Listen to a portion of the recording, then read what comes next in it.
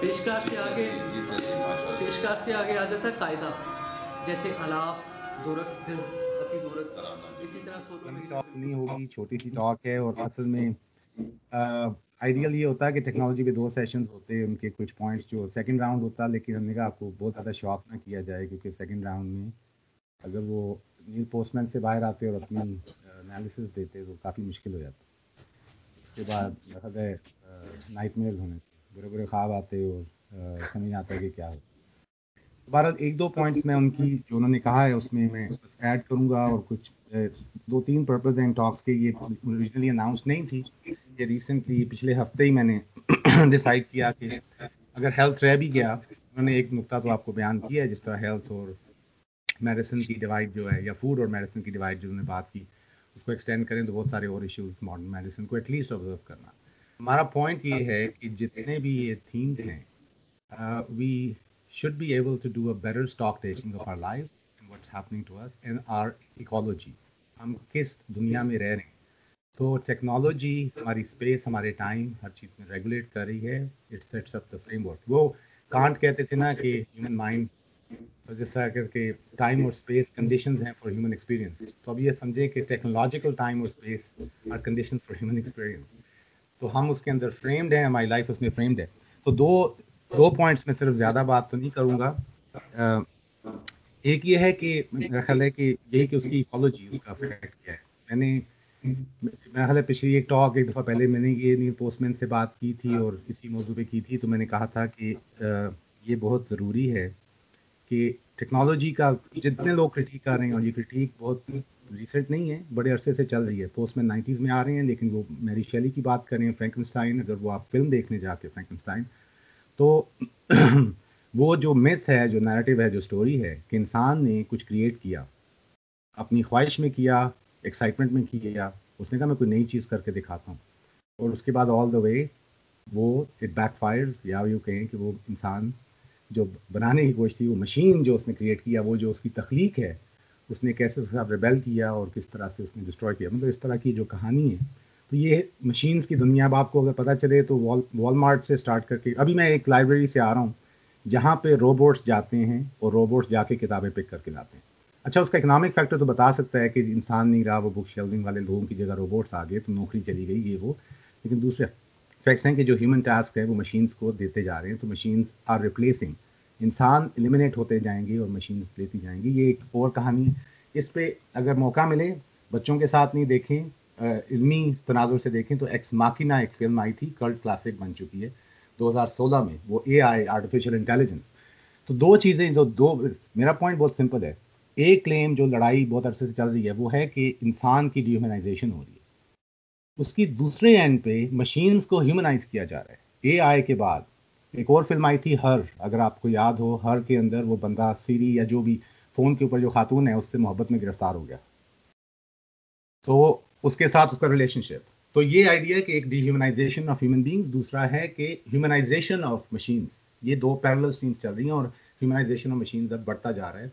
मगरब में बहुत ज़्यादा है, हमारी तरफ भी आ जाएगा।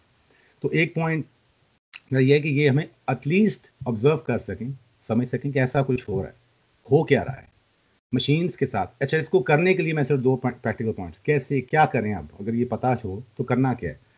तो 2 चीज़ें हैं, वो जो करने की कोशिश कर रहे हैं आप वो ऑलरेडी कर लें। आप कहें कि टेक्नोलॉजी जिन मशीन्स के आप साथ हैं उनको ह्यूमनाइज कर दें कि वो एक इंसान है। You are in relationship with your phone, वो एक इंसान है, आप उसके साथ सोते हैं, आप उसके साथ उठते हैं, बाथरूम भी उसके साथ जाते हैं। कोई इंसान आपके साथ बाथरूम नहीं जा सकता, आपका फ़ोन जाएगा। लैपटॉप्स तो नहीं जाते, तो इसलिए उन्हें आसान करते जा रहे हैं। उन्होंने कहा फ़ोन ले जाएं, फ़ोन से पहले टैब्स थे। तो मशीन्स के साथ यूँ देखें कि रिलेशनशिप क्या है, तो उसको एक इंसान की तरह ट्रीट करें कि what relationship do I have with my phone and what happens with it. अच्छा, फ़ोन के साथ जब मैं लगा हूँ तो मैं किसी से बात नहीं कर सकता, कर रहा हूँ तो मैं ज़रा डिस्ट्रैक्ट हूँ। तो उसकी अपनी डिजिटल लाइफ को ऑब्जर्व करने का कोई तरीका हमारे पास होना चाहिए और उसका अफेक्ट हमें जानना चाहिए। ये बिल्कुल ऐसी है जैसे आप खा रहे हैं, आपको पता होना चाहिए। लार्जर पॉइंट पहले पंच लाइन सी बनी हुई थी कि आर यू यूजिंग टेक्नोलॉजी और इज टेक्नोलॉजी यूजिंग यू। क्या हो रहा है और कैसे पता चलेगा, who is used by what और व्हाट्स यूज्ड बाय हुम। तो एक तो ये देखने का कोई तरीका, तो ये एक पहला सवाल है कि मेरा ख्याल है जिन मशीन। दूसरी चीज़ जो इसके साथ बहुत ही क्रिटिकल है, जिसको अली हाईलाइट कर रहे थे, वो ये है कि जिस लैंग्वेज में वो फ्रेम कर रहे हैं, लैंग्वेज मसलन शेयरिंग, लोग शेयर कर रहे हैं, सुबह शाम शेयर कर रहे हैं, क्या शेयर कर रहे हैं, शेयर हो क्या रहा है, शेयरिंग क्या होती है, ये वेबसाइट है। वेब क्या होती है, साइट क्या होती है, हम वेब में हैं। इंटरनेट, ये नेट है, किसका नेट है, किस नेट के अंदर हैं आप, किस वेब के अंदर हैं आप।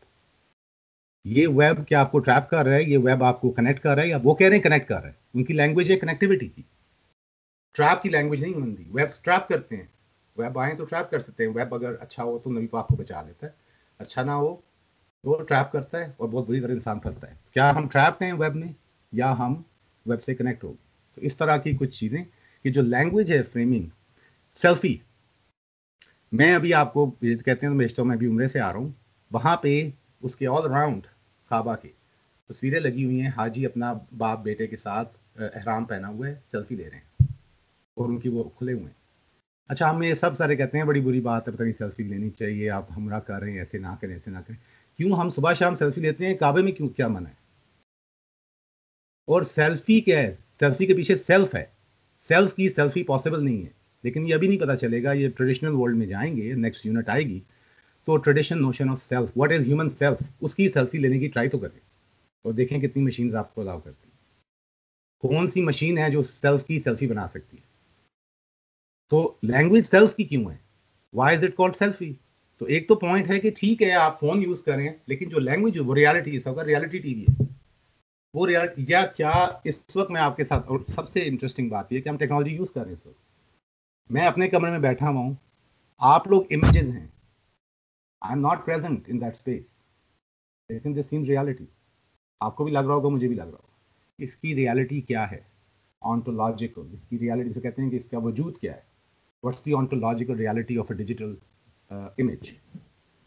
इन सारी चीज़ों पे बहुत लिखा गया है, बोला गया है, लेकिन ये चीज़ें हम तक लाई नहीं जाती कि हम इतने एम्बेडेड हैं इसमें कि इसको बिल्कुल माइंडलेसली हम उस दुनिया में रह रहे हैं, हमें कुछ पता नहीं। तो अगर जब इंसान के साथ शादी करने जाएंगे, सोच के करेंगे, कोई भी काम करेगा इंसान सोचेगा, एनालाइज करेगा, अच्छी चीज़ है, बुरी चीज़ है, कितना इस पर सोच, क्या करना चाहिए, कैसे उस बंदे के साथ डील कैसे करना चाहिए। तो फ़ोन एक बंदा है या एक खातून है, तो उसको कहीं कैसे डील करना है, तो उसको पर्सनलाइज करें, उसको ह्यूमनाइज करें, और उसके बाद उसकी लाइफ को ऑब्जर्व करें कि what is doing to you, what are you doing to it, how is it helping you, how is not helping. तो एक तो इसका ये क्रिटिक हो सकती है इंटेलेक्चुअल, लेकिन पर्सनल लाइफ पे ट्रांसलेट करना, कितनी चीज़ नेसेसरी है, कितनी चीज़ लग्जरी है, कहाँ पे स्टुपिडिटी है, कहाँ पे सिर्फ माइंडलेस इंगेजमेंट है, इन सारे पॉइंट्स को।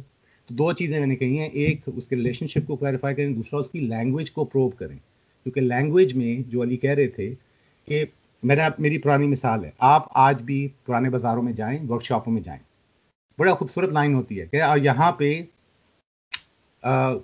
यहाँ पे गाड़ियों की मुरम्मत का काम तसल्ली बख्श किया जाता है। ये लाइन है हमारी, गाड़ियों की मुरम्मत का काम तसल्ली बख्श किया जाता है। कितनी सीधी सी बात है, यही तो करते हैं, और क्या करते हैं। अच्छा नहीं, ये क्या कहते हैं, जाएं होंडा की नई जो आई है सेडान, उसका ऐड तो देखें, it will change your life. यानी मैकेनिक कह रहा है कि आप इधर आए, विल चेंज योर लाइफ। वो मरम्मत नहीं कर रहा गाड़ी, कह रहा है आपकी तो लाइफ ट्रांसफॉर्म। ऐसा एक्सपीरियंस है, आपको लग पता जाएगा हम आपको क्या। तो ये जो एक्सपीरियंशियल, ऑलमोस्ट स्पिरिचुअल, इमोशनल एक ब्लास्ट देने की कोशिश है। Feeling good is all that matters. और इस सब का सेल्फ के ऊपर जो इम्पैक्ट है वो ये है, the self is now inclined or tempted or seduced to always feel good. This is all what life is all about. This is what life is all about. Let's just feel good. और मेरा challenge ये है, सारी technologies के पीछे जाएं, broader message यही है, it's about feeling good. Now feeling good को एनालाइज नहीं किया जा सकता जब तक गुड का कोई विजन ना हो, what is good in the first place. फिर आप अगर लाएं प्लेटो को, बड़े बड़े जो सेजेस हैं जिनको मुसलमानों ने कहा अफलातून इलाही, द डिवाइन प्लेटो, फिर उनकी कहानियां, या नील पोस्टमैन जो अपनी किताब शुरू करते हैं। तो टेक्नोलॉजी एक्चुअली ये मशीन्स नहीं है, टेक्नोलॉजी हर वो चीज़ है जो इंसान की नेचुरल कैपेसिटीज़ के बाहर कोई टूल आप इस्तेमाल करते हैं। तो एक पैराबल है प्लेटो की रिपब्लिक में, एक बादशाह जाता है एक गॉड के पास, गॉड ने बुलाया है, बादशाह जाता है, तो गॉड कहता है ये देखो मैं तुम्हें सारी इन्वेंशंस दिखाता हूँ, मैंने नई इन्वेंशंस की हैं, ये तुम्हारे लिए क्या मज़ा आएगा, तुम्हारे दिल खुश हो जाएगा। उन्होंने कहा अच्छा ठीक है दिखाएं, वो दिखाते जा रहे हैं, फिर वो एक जगह जाते हैं, कहते हैं लो मैंने आर्ट ऑफ राइटिंग। अब राइटिंग में कलम चाहिए, कुछ कागज़ चाहिए, आपसे एक्सटर्नल है, आपकी मेमोरी से बाहर है। उसने कहा जब ये आ जाएगा ना, राइटिंग करोगे ना, सारा नॉलेज प्रिजर्व हो जाएगा, तुम्हें प्रिजर्व नहीं, नॉलेज होगा, इन्फॉर्मेशन, ये बिल्कुल डिजिटल एज की है कि आपके पास सारी इन्फॉर्मेशन, आपको you can Google anything.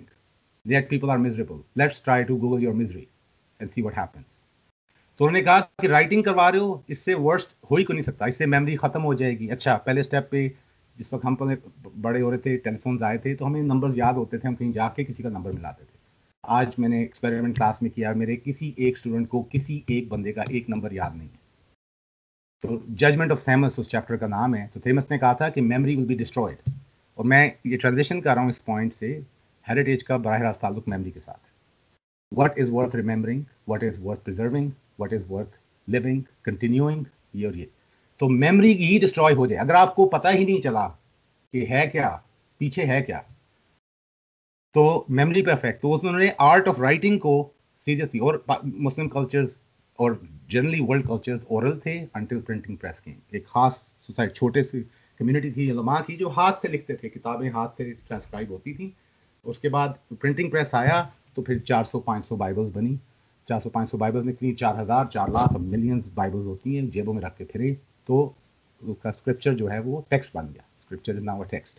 Quran की इकरा पहली आयत थी, पढ़ किरत कर, लिखने की बात बाद में कलम की बात आती है। तो ये मेमोराइजेशन या मेमोरी, और मुस्लिम लर्निंग में मेमोरी बहुत क्रिटिकल रही है। तो ये जजमेंट ऑफ थेमस जो था वो टेक्नोलॉजी का बहस हमारी मशीन से शुरू नहीं होगी, वो शुरू होती है writing, anything that is outside of my self, outside my capacity, उसको जब मैं टूल के तौर पे यूज़ करता हूँ to accomplish something, that's a technology. वो टूल्स बने, टूल से टेक्नोक्रेसी और टेक्नोलॉजी। खैर, तो ये पॉइंट है। अब मैं मेमोरी की तरफ आ रहा हूँ, इसको जजमेंट ऑफ थेमस को यूज़ करके। पहली बात ये है कि ये मौजू क्यों अहम है, 2-3 चीज़ें हैं इसके अंदर। हम ट्रांजिशन कर रहे हैं नेक्स्ट यूनिट पे जो ट्रेडिशन के बारे में। ट्रेडिशन लफ्ज़ एक एब्स्ट्रैक्शन बन चुका है, समझ नहीं आता। ट्रेडिशन ट्रेडिशन करते रहते हैं, बोलते हैं, हम तो सबसे ज़्यादा बोलते हैं। ये देखें institute of traditional arts and studies, क्या ट्रेडिशन ट्रेडिशन। अच्छा मैंने कहा लफ्ज़ बदल देते हैं, छोटा सा लफ्ज़ है आपके पास इस्लामाबाद में, लोक विरसा, विरसा विरासत। अच्छा विरासत में चीज़ें हमें पेरेंट्स से आती हैं, ग्रैंड पेरेंट्स से आती हैं। विरसा एक चीज़ है, हकीकत उसकी क्या है हमें नहीं पता, शायद पता हो, सोचने की बात है। तो मैंने कुछ सवाल उठाऊंगा। सवाल उठाने का मकसद ये है कि एक तो ट्रेडिशन की यूनिट के लिए प्रेपरेशन हो जाए कि हम किस डिस्कशन में जाने वाले हैं, उसमें स्टेक्स क्या हैं। दूसरा जो प्रोजेक्ट्स, जो फाइनल प्रोजेक्ट्स आप लोग करने जा रहे हैं, जो मेरा ख्याल है हेरिटेज रिलेटेड है, तो उसके लिए कोई ओरिएंटेशन छोटी सी होनी चाहिए। तो ये छोटी सी टॉक होगी जो उसके लिए ओरिएंट करने के लिए कि कुछ गाइडिंग क्वेश्चंस हैं और 1-2 रीडिंग्स में सजेस्ट करूंगा कि वही मैं हमेशा जो करता हूँ, रीडिंग टेक्स्ट दिया जाता है लेकिन टेक्स्ट को पढ़ नहीं सकता, बहुत मुश्किल काम है। तो प्रॉब्लम है, टेक्स्ट ज़रूरी हैं एक लेवल पे और एक लेवल पे टेक्स्ट नहीं पढ़े जा सकते, सिर्फ फ़ोन के टेक्स्ट पढ़े जा सकते। लेकिन अगर वो पढ़ सकें, छोटे छोटे 2-3 टेक्स्ट हैं, तो उनसे शायद आपको कुछ गाइडिंग पॉइंट्स मिलेंगे। ये किसी की स्क्रीन, तो जो यूनिट नेक्स्ट आ रही है ट्रेडिशन वाली, अब उसमें सवाल, अगर मॉडर्निटी के अब तक आपने चीज़ें पढ़ी हैं, तो आपको अगर इतना पॉइंट कन्वे हो गया है कि पिछले 200-300 साल के अंदर the world has gone through a major revolution, intellectual, spiritual, anthropological, what it means to be human, what it means to be, what is God, what is religion, what is, इन सारे realms से, how to know what we know, इन सारे realms में social life, अभी हमने बहुत सारी चीज़ों पे social life पे बात नहीं की है, family structure, society, gender roles, ये feminism, बहुत सारी नई नई movements निकली हैं पिछले 200-250 साल के अंदर। revolutionize हो गई है humanity, टेक्नोलॉजी भी उसी के अंदर है। तो अगर वो सब हो गया है, तो ये सारे बड़े कल्चर, ये जो सवाल मैं अभी उठा रहा हूँ, ये सवाल हम नहीं सिर्फ पूछ रहे, ये हिंदू पूछ रहे हैं, मेरे पास मैं क्रिश्चियन टेक्स्ट पढ़ चुका हूँ इसी मौजूआत के ऊपर। ये सवाल है कि these major civilization, whether was Christian, Buddhist, Hindu वगैरह वगैरह, और मुस्लिम सिविलाइजेशन, उनका एक मैसिव वास्ट हेरिटेज है, they have a vast heritage, उनका विरसा है। अच्छा वो विरसा क्या है, क्योंकि ये 300 साल का रेवोल्यूशन आया है, everyone has to deal with it कि उसका क्या करें अब, because that's behind us, वो हमारी विरासत है। ये यूं समझें कि हमें कुछ चीज़ें अब्बा अम्मा दे के चले गए, तो उसका मैं करूँ क्या। लेकिन at the same time it's getting destroyed, let's say it's been attacked और इसकी किसी को परवाह नहीं है, जो नई दुनिया निकली है उसके अंदर वो बच नहीं सकता, तो क्या करूँ अब मैं? अब एक तरफ वो विरासत का पहलू है और दूसरी तरफ ये पहलू है कि उसको बचाना है। अब नहीं बचाना है तो what form and shape it can take. और उससे बड़ा मसला, क्योंकि हम जनरली सोचते हैं माँ बाप से कोई चीज़ मिली तो अच्छी होगी, सबसे बड़ा प्रॉब्लम यह है कि अपने विरसे के साथ we are in conflicted relationship with our heritage. That's the news, that's the breaking news in the wake of modernity. तो ट्रेडिशन देखिए, मैं लफ्ज़ नहीं यूज़ कर रहा, मैं उसको हेरिटेज कह रहा हूँ कि we are in a very conflicted relationship. ये जब फवाद नहीं लास्ट टॉक मेरा ख्याल उनकी नेक्स्ट सेशन है तो मुस्लिम रिस्पॉन्सेज टू मॉडर्निटी बताएंगे, that's what they are debating. Debate क्या हो रही है, अब क्या चेंज करना है? कोई कह रहा है दीन को भी तब्दील करो, नया इल्मुल कलाम लेके आए, new theology is needed, because new social teachings are needed, new this. तो कोई कह रहा है कि बहुत अच्छा है, उसमें प्रॉब्लम क्या है उसको ले आओ। कोई कहता है religion is the core, religion ही को बचाना है, बाकी everything can go down the drain. ठीक है, तो अब हमारा पास्ट एक मैसिव सिविलाइजेशन, अब मैंने बाकियों को छोड़ दिया, मैंने कहा ये सवाल सबके लिए है, ये सिर्फ मुसलमानों का इशू नहीं है। every civilization has to deal with it. China has to deal with this Chinese past. वो कंफ्यूशियस इंस्टीट्यूट खोल रहे हैं, क्यों खोल रहे हैं? Why कंफ्यूशियस कहाँ से आया? वो पीछे बैठे हुए हैं, कंफ्यूशियस पीछे से आएंगे, कंफ्यूशियस इंस्टीट्यूट वो पूरी दुनिया में खोल रहे हैं। तो ये स्ट्राइविंग है इन सम शेप और फॉर्म अपने हेरिटेज के कुछ एलिमेंट्स को बचाना, आगे लाना वगैरह। तो हमारा भी यही इशू है। एक तरफ तो मैंने कहा कि ये हेरिटेज है, दूसरी तरफ हम डीपली कंफ्लिक्टेड हैं। अब कंफ्लिक्टेड हैं तो कई तरह के जवाब हैं। नंबर एक, सबसे जो कॉमन जवाब है, जो टेक्नोलॉजी भी उसी के अंदर फ्रेम्ड है, वो क्या है? वो ये है कि दिस इज 21st सेंचुरी। अब मैं बड़ा हो गया हूँ, पहले कहते दिस इज 20 यार 20वीं सदी है, जान दो, ये क्या पीछे की बातें आप लोग छोड़ें। एक तो ये पीछे क्या रखा है, एक ये रिस्पॉन्स है। अगर बाहर जाके जब ये जो लोग भी हेरिटेज को जाएंगे, शाह साहब अगर वो लाहौर को बचाने की कोशिश करें तो उनको ज़्यादा अंदाज़ा होगा कि कितने लोगों को परवाह होगी, क्या परवाह है, पीछे है तो था तो ठीक है, क्यों करें हम, हमारा क्या लेना देना इससे। लेकिन अब कुछ ये आपको मैंने पहले भी बताया था कि ये जब डिबेट है कि क्या करना है, कितना अहम है, क्या अहम है उसमें। तो लास्ट टाइम भी मेरी टॉक में मैंने इन्हीं साहब का नाम दिया था क्योंकि मेरे बड़े फेवरेट हैं, मार्शल हॉडसन। ये 48 ईयर्स ओल्ड थे जब इनकी डेथ हुई। इन्होंने 3 वॉल्यूम की, ये वेंचर ऑफ इस्लाम है, इस पे 3 अगर आपको लिखा हुआ नजर आ रहा होगा, वॉल्यूम 3 है, देखें दिस थिक, 3 वॉल्यूम्स लिख के वो फोत हो गई और ये तीसरी किताब उनके आने से पहले ही फोत हो गई। उसके एंड में एक एपिलॉग है, यानी एज एक मौरख के तौर पे western observer of Islamic civilization. 3 volume उन्होंने पहले क्लासिकल एज, फिर मिडिल पीरियड और फिर मॉडर्न पीरियड, पूरा ओवरआर्चिंग सर्वे दिया। उसके एंड में वो एक एपिलॉग लिखे हैं, उसके बाद मर गए, फोत हो गए। तो उसके एंड में एपिलॉग का टाइटल है the Islamic heritage and the modern conscience. ठीक है, यानी एक हिस्टोरियन था, वो क्वेकर थे, क्वेकर क्रिश्चियन। तो उन्होंने कहा ये हमने इतना लंबा सफ़र अब तय किया है, तो what does this mean, so what. हाँ जी, ये सब कुछ हुआ। तो मॉडर्निटी में आज में जब वो जिस टाइम में लिख रहे 1960s में, लेट 60s, तो वो सवाल, अब उनके मैं आपको कुछ सवाल बताता हूँ कि सवाल क्या पूछ रहे हैं। ठीक है, सवाल पूछते हैं, ये पहले सेटअप कर रहे हैं कैपिलॉग। तो अब सवाल क्या है, क्या करूं, ये है इस्लाम का हेरिटेज है इतना बड़ा। तो उसने कहा ये इस्लाम का वेंचर है, 3 वॉल्यूम पे वेंचर दिया, इस्लाम का एडवेंचर, 3 वॉल्यूम्स, लॉन्ग हिस्ट्री, 1200-1300 साल का एडवेंचर करने के बाद वेयर आर वी। ये अब वेस्टर्न ऑब्जर्वर पूछ रहे हैं सवाल, ये हम क्या पूछ रहे हैं, हमारा उसके साथ क्या वास्ता है। तो कहते हैं what meaning can the Islamic heritage at large and the Islamic religious heritage in particular still have for modern human being. ये सवाल है एक। What meaning can it have, not for Muslims alone, but let's say in a globalized world? What this heritage, what does it offer to the world? ये venture, what has it offered पर कह सकते हैं, लेकिन what is it offering now?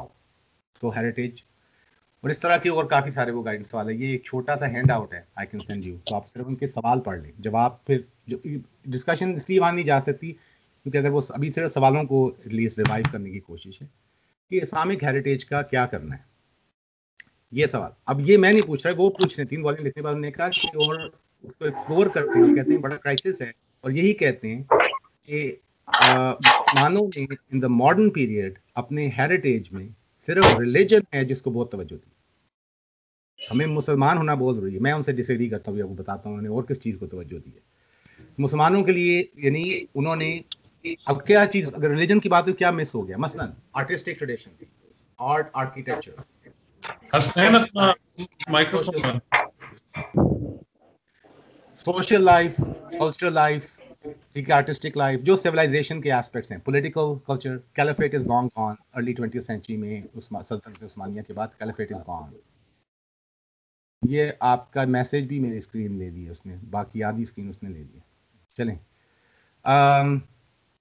तो caliphate चली गई, economic institutions shift हो गए, ये सारी बातें अब आपको पता है कि नया सिस्टम्स आए हैं, तो कैपिटलिज्म आया, सोशलिज्म आया, ये है वो, अब मॉडर्न ग्लोबलाइज इकोनॉमी है ये वो, तो आहिस्ता आहिस्ता बहुत सारी चीज़ें निकल गई। अच्छा, किस चीज़ में मुसलमानों ने बहुत स्ट्रॉन्ग स्टैंड लिया या किसी हद तक, वो रिलीजन पे लिया, वो अपने रिलीजन को प्रिजर्व करने की कोशिश कर, they are trying to be better Muslims, let's say, ठीक है। तो रिलीजन एक एस्पेक्ट ऑफ लाइफ बन गया जिसको आप बहुत एग्रेसिवली, एक्टिवली आपने, तो अब ये हाफ जोक है, लेकिन इसके अलावा एक और चीज़ भी है जो मेरे उस्ताद कहते हैं, वो है हमारी कुजीन।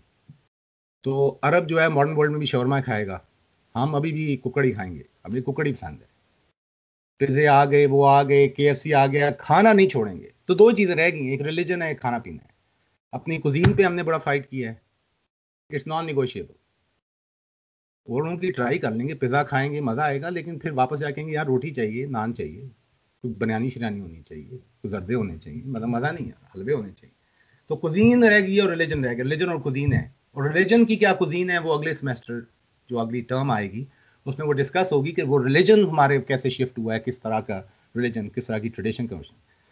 तो ये दो चीज़ें उनका क्लेम है कि रिलीजन पे बहुत, और ये बहुत दिस इज एविडेंस, आप जब जो लोग पढ़ते हैं, पढ़ाते हैं Islam in the modern age, they can see it, बहुत सारी डिबेट्स हैं, मुख्तलिफ पोजीशंस हैं, फवाद आके वो बताएंगे।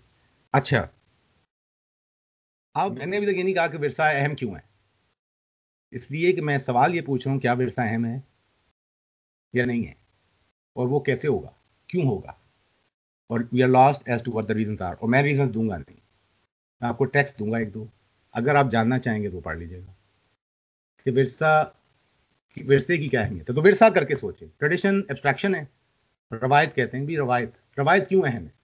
अगली यूनिट इसको केस भी बनाएगी कि रवायत क्यों मैटर करती है, तो वो रवायत की ट्रेडिशन को एक्सलेबरेट करेगी। तो मैं कहूँगा जहाँ जहाँ ट्रेडिशन, जैसे जैसे tradition we have more understanding or orientation towards tradition, so heritage will start becoming important, because we have begun to remember many things that we have lost, and we have no clue when it was lost, why it was lost, how it was lost, and why it matters. तो case बनाना पड़ेगा कि tradition की ये सारी aspects, अभी आप calligraphy सीख रही हैं, मौसीकी सीख रहे हैं, कुछ लोग सीख रहे हैं, इन चीज़ों को जो कर रहे हैं, they may have some sense of what these things do. उनकी थ्योरी नहीं अभी होगी, शायद थ्योरी भी हो रही है। हमारी लैंग्वेज क्यों मैटर करती है, लैंग्वेज भी तो विरसा है। तो ये सारी चीज़ें विरासत के एंगल से मैं देख रहा हूँ, अपने विरासत के साथ क्या करना चाहिए इंसान को। तो ये सवाल उठाने ज़रूरी थे, और ओपन क्वेश्चन है कि हमारे हेरिटेज के साथ करें, लेकिन अगली यूनिट जो है, मैं कह रहा था कि मैं अगली यूनिट के लिए ट्रांजिशन भी है, अगली unit is trying to take stock of our heritage, what is our heritage as Muslim and as Indian Pakistani Muslim, India because 47 तक इंडिया, अब साउथ एशिया कहते हैं, 47 ये भी कहा जाता है, 47 तक इंडिया और फिर पाकिस्तान। अब हमारा रिलेशनशिप मुगल हेरिटेज के साथ क्या है, $1 million क्वेश्चन। मैं सर्वे कर लूं एक बच्चों के स्कूल में जाके कि बाबर से लेके बहादुर शाह जफर तक बादशाहों के नाम बता दें। अमेरिकन स्कूल्स के अंदर, अमेरिका की ट्रेडिशन 200-250 साल 300 साल बड़ी बनाई है उन्होंने, वो जितना जितना अमेरिका बनता गया उतनी उतनी वो ट्रेडिशन खड़ी करते रहे, अपना हेरिटेज खड़ा करें। अमेरिकन स्कूल्स में बच्चे, मैं 3 बंदों को मिल चुका हूँ, एक मेरा अपना कॉलीग है जिसने इस्लामिक स्टडीज में PhD कर रहा है, उसने वो ही can say the names of all the presidents of United States in one go, just like that, ठीक है। ये अमेरिकन, वो अमेरिका खड़ा भी कर रहा है कि हमारा हेरिटेज, हमारे प्रेसिडेंट्स के नाम पता होने चाहिए। तो व्हाट इज वर्थ नोइंग, पहले तो नोइंग है ना, नोइंग आएगी तो फिर सवाल आएगा कि इसमें क्या वैल्यूएबल है। तो जब हमें पास फ्रेम ही नहीं है, हेरिटेज है ही नहीं, उसकी डिस्कशन नहीं है, लोक विरसा खुला हुआ है, अब जाके देखें लोक विरसे में क्या क्या करना है। लोक विरसा जो लोग कर रहे हैं, मैंने उनको पढ़ा हुआ है थोड़ा बहुत, मुमताज मुफ्ती के बेटे थे अक्सी मुफ्ती, वो वहाँ पे बैठते थे, और अभी मजहबुल इस्लाम जो फोक पे लिखते हैं, उनके राइटर्स हैं, वो वो लोग, उनको सेंस है कि हमारी ट्रेडिशन है। अच्छा, फिर हमारी लिटरेरी ट्रेडिशन है। अब मीर गालिब दर्द ये तो हो गए, अच्छा पीछे जाए, क्या हाफिज रूमी हमारी ट्रेडिशन है या नहीं है? दो पहलू से, क्योंकि हम साउथ एशियन मुसलमान हैं, तो पर्शियन ट्रेडिशन के साथ हमारा रिलेशनशिप क्या है, वो क्या हमारा हेरिटेज है या नहीं है? तो एक तो आई टुवर्ड्स द हेरिटेज, और we'll have to make certain decisions, और we have to learn about this, और फिर देखें कि how do we want to be position first here and here, head and heart, how are we position with we are heritage. उसके बाद फिर सवाल उठेगा, तो फिर अब करें क्या? फर्ज करें वो लगे कि यार क्या अच्छी अच्छी चीजें थी। मेरे लिए माइंड बॉगलिंग था, मैं लाहौर म्यूजियम गया था। मेरा ख्याल है हर बच्चे को टूर होना चाहिए, दिखा दे कि ये था भाई, तुम लोग बहुत बड़ी एम्पायर थे। तो अभी अंग्रेजी में जो आजकल मुगल्स फिर रहे हैं सारे, including Donald Trump, that mogul comes from Mughal, to be a mogul man, to be a mogul in the modern world, लफ्ज मुगल वहां से आया है। MOGUL जो है वो हमारा मुगल, MUGHAL।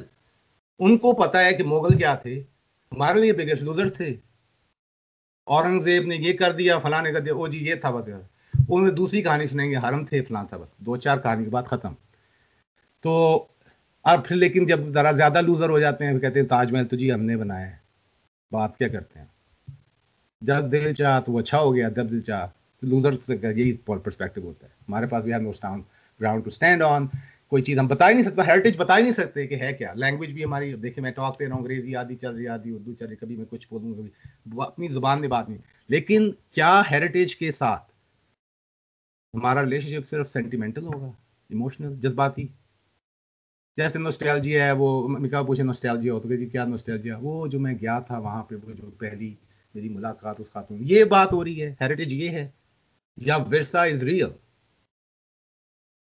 क्योंकि लव्स ट्रेडिशन में विरासत इज डीपली एम्बेडेड। वो कैसे? Tradition word means passing down, and विरासत is about things passed down. लेकिन जो थिंग्स पास डाउन है, हम जहां खड़े हैं as recipient of what's been passed down to us, we have to be clear on what this is, what it means, and then what can be done to it. अच्छा, यहाँ आके अब थोड़ा से प्रैक्टिकल मूड। ये मैं देखें ज्यादा सवाल उठाता हूँ, आदत है ज्यादा सवाल करने की, जवाब कम देने की। अगर सवाल ही रियल नहीं है तो जवाब किस बात का, क्यों दिया जाए? तो सवालों को सोचना चाहिए। टाइम मिला अगर टेक्सटिंग से और व्हाट्सएप से और इन चीज़ों से अगर हम बच जाएं तो शायद सोच सकें। वो कॉन्टेम्पलेशन कह रहे हैं, क्या? तो सोचने का कोई टाइम नहीं है किसी के पास। कॉन्टेम्पलेशन बहुत इंटेंस किस्म की ये थिंकिंग है, वो है फिनोमेना की ट्रांसपेरेंसी, उसके अंदर घुस जाना। To see through a phenomena is contemplation, to see through the layers of it, जिसको अंग्रेजी का लफ्ज है insight. Insight, to look into, insight, sight into something. तो वो इनसाइट तक जाने की बात है। मैं तो बात करूं बेसिक रैशनल सवाल, बस बैठ के सोचने। आप दिमाग तो इंसान का चलता है, लेकिन वो क्या क्या सोचते हैं, तो ये सवाल सोचने पड़ेंगे। अब यहाँ पे आके मैं क्विक टर्न, क्योंकि मैंने ज़्यादा टाइम लेना नहीं है भी नहीं, और मैं टाइम स्पेस अजीब और गरीब मराहिल में हूँ। कल से क्लासेस स्टार्ट हो रही हैं, तो have to get to my syllabus. Last point मेरा ख्याल है ब्रॉडर ये बताने वाला है। जेनेट अबू लुगात एक सोशियोलॉजिस्ट अमेरिकन थी, जिनकी एक पैलेस्टीनियन स्कॉलर से शादी हुई। उनका आर्टिकल है, वो भी मैं भेज दूंगा, जो पढ़ना चाहे पढ़ सकता है। It's probably the best article I know of, जो प्रैक्टिकल इश्यूज उठा रहा है कि हेरिटेज का क्या करना है इन अ ग्राउंडेड वे, मतलब हैंड्स ऑन वे। और ये शाह साहब के लिए, शाह साहब आपको मेरा ख्याल है पढ़ना चाहिए, काफ़ी आपके लिए मददगार होगा। उनका आर्टिकल का टाइटल है preserving the living heritage of Islamic cities, directly आपसे connected, towards a revitalization of traditional habitats. अच्छा, खातून अमेरिकन हैं, सोशियोलॉजिस्ट हैं, मुस्लिम कल्चर्स को भी पढ़ा, लेकिन वो she writes broader histories, sociological history वगैरह। तो it's one of the best pieces I have seen on this issue. वो पहले बयान करती हैं कि वही तो अजीब सी बात है कि प्रिंस चार्ल्स का इस्लामिक आर्ट आर्किटेक्चर पे ज़्यादा इंटरेस्ट है, उन्होंने वहाँ पे इंस्टीट्यूट खोल लिया, प्रिंस ऑफ वेल्स इंस्टीट्यूट। वो ज़्यादा इन्वेस्टेड है पता नहीं इस्लामिक आर्ट, उनसे पूछें क्यों। तो उन वॉइसेस को रिकग्नाइज करें जो बाहर बैठी हैं हमारी सिविलाइजेशन से, और हमारी तरफ देख रही हैं, हमारे पास्ट को देखती हैं, हमारी दुनिया को, हमारे हेरिटेज को, कहते हैं यार ये बहुत अच्छा है, इसको बचाना चाहिए। प्रिंस चार्ल्स को क्या क्या क्या उनका दिमाग ख़राब है, क्या कर रहे हैं, और हम क्या कर रहे हैं? लेकिन उनके पास रीजंस तो होंगी, पढ़ने वाली हैं क्या है। तो ये भी अब हैं तो अमरीकी खातून हैं, इस तरह से वो इन्वेस्टेड हैं और ये पूरा क्लेम है कि मैं क्या करना चाहिए, तो उन्होंने 4 चीजें आइडेंटिफाई की उनके ख्याल में। गवर्नमेंट्स, अच्छा, और सब कुछ गवर्नमेंट पे छोड़ना है, गवर्नमेंट ने करना है हेरिटेज से डील, ये हमारा हेरिटेज है या हमारी गवर्नमेंट का हेरिटेज है, ये भी सवाल है।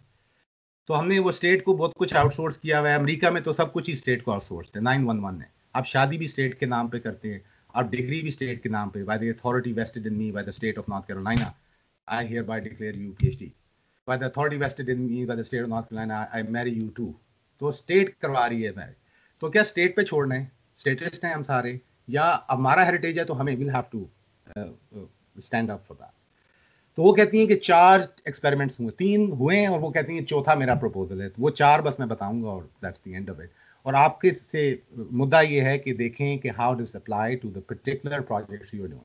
लेकिन ये हेरिटेज की कन्वर्सेशन ऑन द साइड होनी चाहिए, क्योंकि what you do with your projects will be a function of how you are position with this discourse. अच्छा, उनके 4 प्रपोजल से पहले एक पॉइंट और आ गया जो बहुत सिग्निफिकेंट है, शायद सबसे सिग्निफिकेंट पॉइंट है इस इशू पे। हेरिटेज की कॉन्वर्सेशन में सबसे बड़ा सवाल उठेगा, रिलीजन और कल्चर का बाहम वास्ता क्या है, रब्त क्या है। क्या रिलीजन, अकायद, अरकान इस्लाम, नमाज, रोज़ा, हज, ज़कात, फिर ये और 2-4 चीज़ें और डाल दें, और सूफीज़म हो तो जिक्र का उस पर तड़का लगाएं। क्या रिलीजन ये है, या रिलीजन वो है कि religion with all it's influences, interventions in various spheres of human life, and it creates a world. ये 2 बिल्कुल डिफरेंट तनाजुर हैं।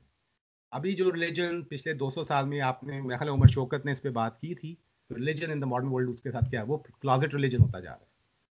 अपने क्लॉजेट में जाके अलमारी खोलें, अंदर जाके नमाज पढ़ लें, अलमारी बंद करें और बाहर आएं और हंसे खेलें। और उसके बाद हमारी शेयर्ड ह्यूमैनिटी क्या है, we all consume, we go to malls and we buy regardless of race, colour, gender. ये वो छोटे बच्चे को भी दे दे, अम्मा टॉफ़ी चाहिए, नहीं अब टॉफ़ी तो कोई नहीं खाता होगा, मुझे आइसक्रीम खानी, मुझे बर्गर खाना है।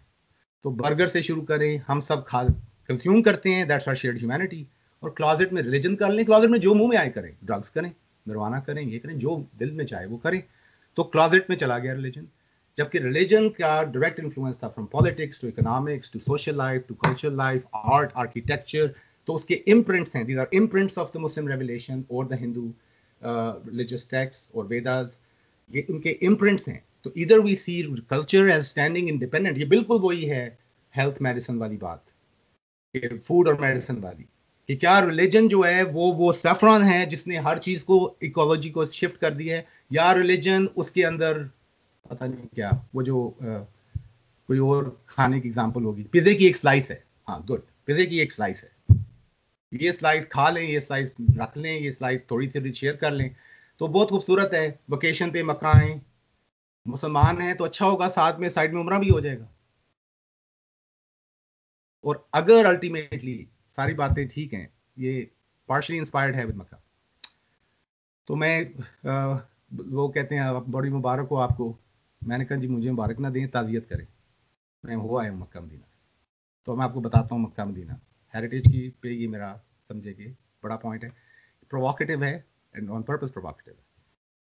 मैं वापस आया, मैं शिकागो एयरपोर्ट पे मेरी फ्लाइट आई, 25 घंटे गुजर चुके हैं, बहुत, मैं ट्रैवल इतना बंदा करता है, पाँव सूज जाते हैं, अल्हम्दुलिल्लाह टेक्नोलॉजी का ये हैं, वो स्क्वीज़ कर रहे हैं चेयर आपकी, आप फ्लाइट लें ज़रा तो आपको पता चलेगा कि अगर आप हिले तो कुछ ना कुछ ज़रूर गिरेगा, या आप कोनी मारेंगे साथ वाले, कुछ तो होगा। तो आपने स्टन बैठना है, 25 घंटे बैठने के बाद। मैं आया हूँ, अब एयरपोर्ट पर खड़ा हूँ, मेरे दोस्त हैं फवाद जो अगले हफ्ते बोलेंगे, उनको मैंने फ़ोन किया, मैंने कहा जी मैं आ गया हूँ, तो कैसा रहा। तो अब आधा दिमाग वैसे घुमाते हैं कि बस थोड़ा घूमे दिमाग से ठीक बात सामने आती है। मैं कहा यार मैं सिर्फ स्टारबक्स के सामने खड़ा हूँ और मैंने कॉफ़ी ली है, क्योंकि दिमाग चकराया हुआ है, तो मुझे पूछ रहे हो कि मक्का मदीना कैसा रहा, तो मैं बताता हूँ कैसा रहा। वो ऐसा रहा कि यूँ समझो ये स्टारबक्स जहाँ मैं खड़ा हूँ और ये समझो कि ये मक्का में है। तो क्या ये जो स्टारबक्स है ना, यहाँ पे नबी पाक ने 2 रकत नमाज पढ़ी थी जब वो बदर पे जा रहे थे, बस इसको मल्टीप्लाई बाय 1000 कर दें। मक्का में इम्प्रिंट या निशानियां ढूंढ के दिखाएं, हेरिटेज ढूंढ दें, किधर हैं वो, कोई जगह। अच्छा तो अब वो क्या, अच्छा उनका क्लेम एक तरफ उनकी रिलीजियोसिटी है, एक पर्टिकुलर रिस्पॉन्स है कि वो कहती है कि ये आइडोलिट्री होती है एक तो ये है। दूसरा बहुत सिंपल है, जी और आज 1 मिलियन है नहीं 5 मिलियन को बुलाएंगे, अगले साल 10 को बुलाएंगे, वो कहाँ जाएंगे, वो पहाड़ियां नीचे करेंगे, वो करेंगे। अच्छा सफा मरबा उन्होंने कहा जी 2 ये हमने खड़े कर दिए, कौन है, ऊपर छत बना दी है, कंडीशन लगा दी है, जमजम है, अब आप आए इसके दरमियान में चलें, सही कर लें, मॉल के अंदर हैं आप, दोनों एंड्स पे आप चक्कर काट के आ जाए। अगर बीच में शॉपिंग भी पॉसिबल होती, अभी बच गए हैं, लेकिन शायद वो साइड पे थोड़ा बहुत देते कि जी रास्ते में कॉफी ले लें, स्टारबक्स खोल लेते। कहते सही में मुश्किल होगी, अभी आप उठे हैं रेस्टोरेंट से, 40 आपने बफे किया 40 डिशेस का, हाजी आए आप लोग सारे, तो आए जरा सही में आपको होता कॉफी चाहिए, थक ही ना जाए, या उसका रोबोट है वो अपने कंधों पे बिठा के हाजियों को लेके जाएगा, पर 10 सालों में वो हाजियों को हज कराएंगे, कहेंगे जी ये बूढ़े हैं, कमजोर लोग हैं, बाप बेटे तो वैसे ही, बच्चे तो गायब हो चुके हैं, बच्चे तो दूसरी दुनिया में हैं, वो अमेरिका में बैठे हैं, प्रोफेसर हैं अमेरिका में, तो जी वो रोबोट को भेजेंगे, वो जाके करवा के तवाफ करवा के लाएंगे, एंड इट्स कमिंग। तो वहां पे सेल्फी दे रहे हैं, वो साथ साथ तवाफ कर रहे हैं, साथ साथ सही कर। अच्छा लेकिन मेरा पॉइंट इन सारे इश्यूज पे नहीं है, बहुत सिंपल है कि वो डिसअपियर हो गया, you can't find Prophet's house, you can't find anything. You can't find his street, his neighborhood, his family. एक religiosity है, लेकिन दूसरी तरफ ये modernity, capitalism, hyper global capitalism at its peak. तो इसको ये directly threaten करता है, directly destroy कर रहा है heritage. लेकिन who cares? लोग लगता है खुश हैं, थोड़े से disturbed होते हैं, यार ये नहीं पता नहीं चल रहा कोई, मैं आया इधर हूँ, लगता है न्यूयॉर्क आ गया, बस यही है। आया तो मक्का था, काबा इंटैक्ट है, बाकी जो है वो टाइम स्क्वायर है, तो मसला क्या है। वहां से निकले, इधर से बर्गर लिया, हार्डीज भी वहीं पे है, केएफसी भी साथ है, केंटकी मैन के अभी इस्लाम करके आया हूँ, केंटकी फ्राइड चिकन की कर्नल सैंडर्स है। इन ब्रांड्स को जो पर्सोना दिया गया है, उनके पीछे जो पर्सनैलिटीज हैं वो गुम हो गई हैं। कर्नल सैंडर्स ने क्रिएट किया था केंटकी में, मैं उनकी कब्र पे भी फातिहा पढ़ के आया हूँ, उनको फातिहा की शदीद जरूरत है। तो क्योंकि जो उनकी एम्पायर लिखा हुआ है उनकी कवर पे, एम्पायर केंटकी फ्राइड एम्पायर खड़ी की है, वो एम्पायर जो मुर्गियों के साथ कर रही है, खुदा की मखलूक के साथ, वो शायद मुर्गियां नहीं है एक्चुअली। तो जो हमारे साथ मशीन, जिस तरह मैं अभी फातिहा पढ़ के आऊंगा स्टीव जॉब्स की भी कबर पे कभी अगर मिल गई तो क्यों, ये हम भी मुर्गे हैं, डरबे में बंद हैं, छोटी छोटी स्क्रीन के अंदर गुम है, डरबे हमारे छोटे छोटे। तो पॉइंट ये है कि मक्का के अंदर, मदीना के अंदर बहुत बड़ी एग्जांपल है। तो आपको लाहौर तो क्योंकि यहाँ पे स्लोली हो रहा है, वहां पे बहुत मैस स्केल पे बहुत जल्दी उन्होंने किया है। तो हाजी ने एक जिंदगी के अंदर उन्होंने 2 फेज देख लिए हैं कि पहले फेज में बहुत कुछ था, अभी तो गायब हो गया, कुछ नहीं नजर आ रहा, अब गारे हेरा रह गई है 2-4 और पॉइंट्स है, लेकिन generally it's just a modern city, उसके सेंटर में काबा है।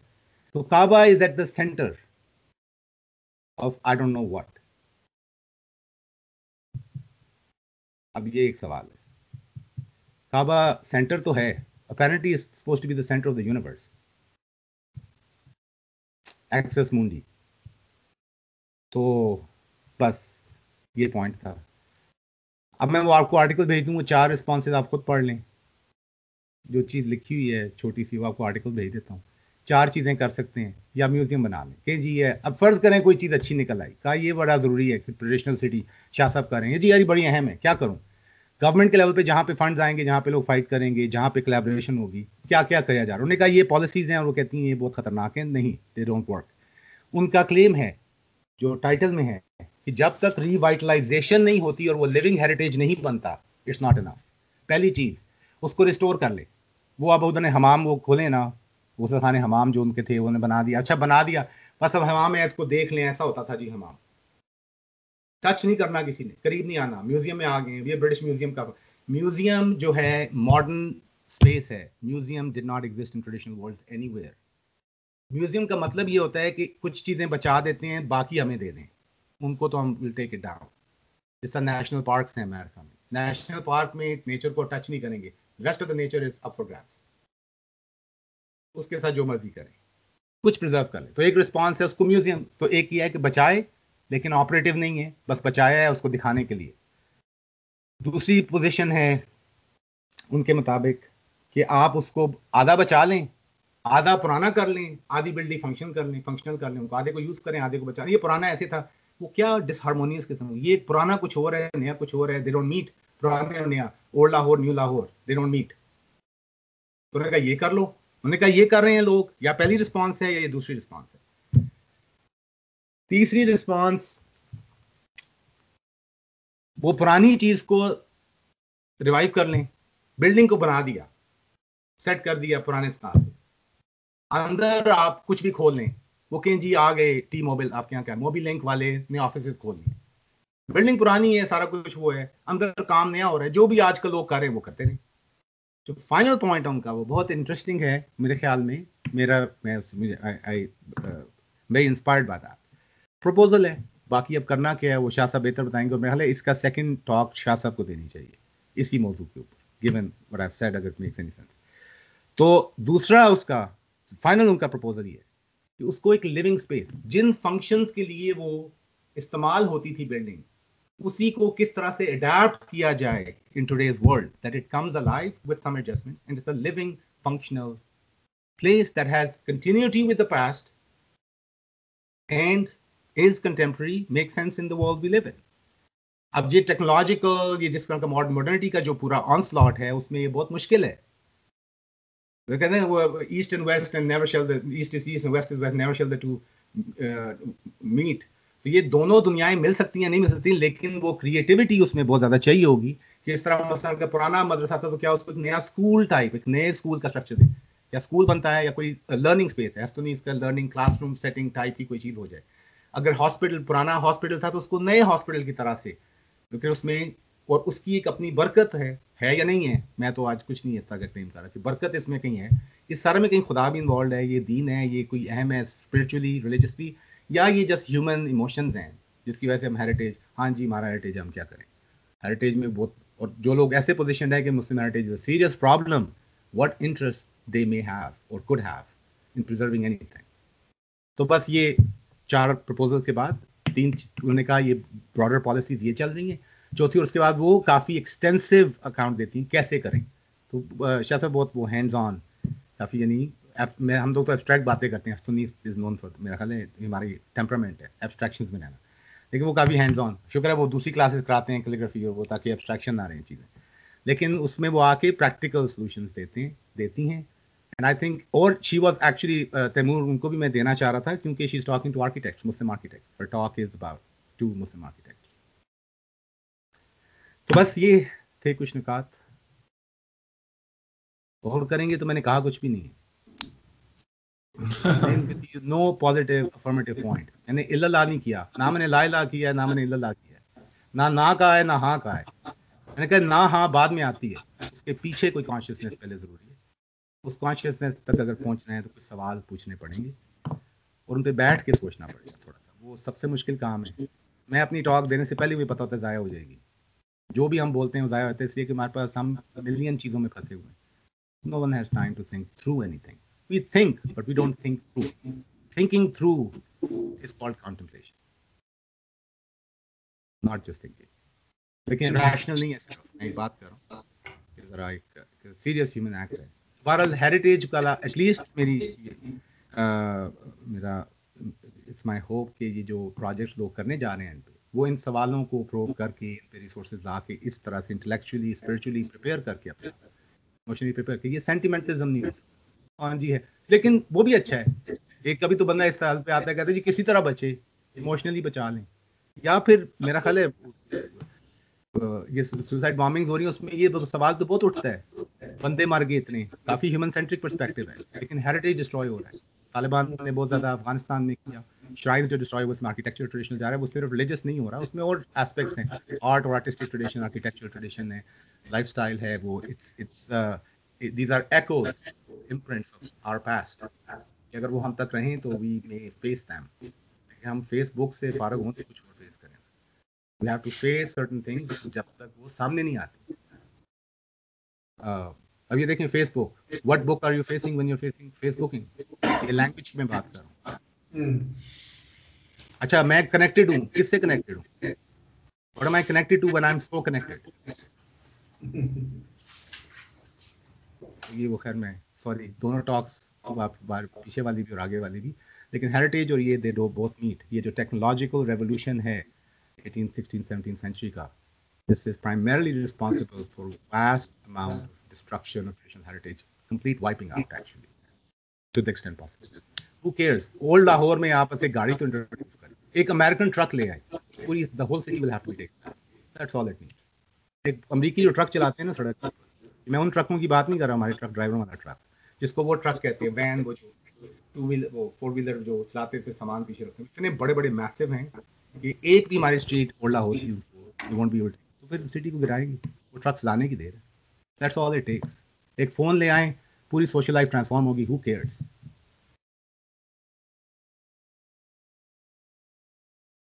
हमारी लाइब्रेरी में सब बैठे होते हैं, ह्यूमन इनका. अभी पहले भी बताया था कि अमेरिका में यहाँ पे ये शुरू हो चुका है कि आप जब किसी काउंटर पे जाते हैं तो काउंटर पे मशीन है, तो हमारा ह्यूमन एनकाउंटर होगा ही अब सिर्फ मशीन से, उसके अलावा हो नहीं सकता.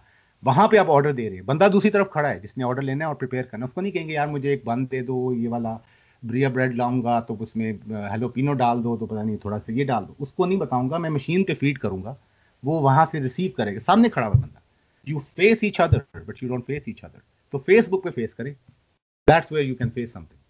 Every human encounter in due time. अब वेल्स मशहूर बंदे हैं, उनकी टाइम मशीन बहुत सारे, ये अर्ली 20th सेंचुरी में उनके शॉर्ट स्टोरीज हैं which are all about this. It's all about this के एंड में स्पेस में अपने अपने कमरे में लोग बैठे होंगे और वो आपस में कोई इंटरेक्ट नहीं करेंगे वगैरह वगैरह. तो ये पूरे जो नया लाइफ निकल रही है, अभी ये इंटेलेक्चुअल छोड़ दें, एपिस्टेमोलॉजी, वर्ल्ड व्यू और मेटाफिजिक्स कहाँ जा रही है, ethics all matter, spiritual life, religion की इमोशंस के. यहाँ बड़ी सिंपल सी बात हो रही है कि ह्यूमन इनकाउंटर. मैं लास्ट टाइम भी शायद कहा था कि इट्स एब्सोल्युटली फिनोमिनल.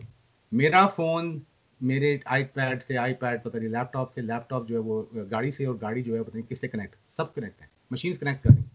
इंसान, 4 इंसान को तो एक कमरे में बिठाएं और एक डिस्कशन में डालें तो देखें उनकी कनेक्टिविटी कितनी अच्छी. फैमिली को इकट्ठा करें, टेबल पे बिठाएं डिनर पे, कहीं जी आए जरा खाना खाएं रात का, उनकी कनेक्टिविटी जरा चेक करें. सास बहू को बिठाएं, कहीं जरा कनेक्टिविटी चेक करवाएं. इंसान से कनेक्ट नहीं कर पा रहा. मशीनें सुपर फ्लॉलेस. अच्छा, मशीनों के अपग्रेड आ रहे हैं हर 2 हफ्ते में. इंसान में 40 साल से अपग्रेड नहीं आया. ऐसे लोगों को मैं मिल चुका हूँ, वो 20 साल की उम्र में भी वही थे, वो 60 में भी वही रहेंगे. अल्हम्दुलिल्लाह हम सब वही हैं. इंसान का अपग्रेड नहीं है, मशीनें अपग्रेड हो रही हैं. और वो हमसे अल्टीमेटली, इंसान मेरा ख्याल है अभी जेलस होना चाहिए.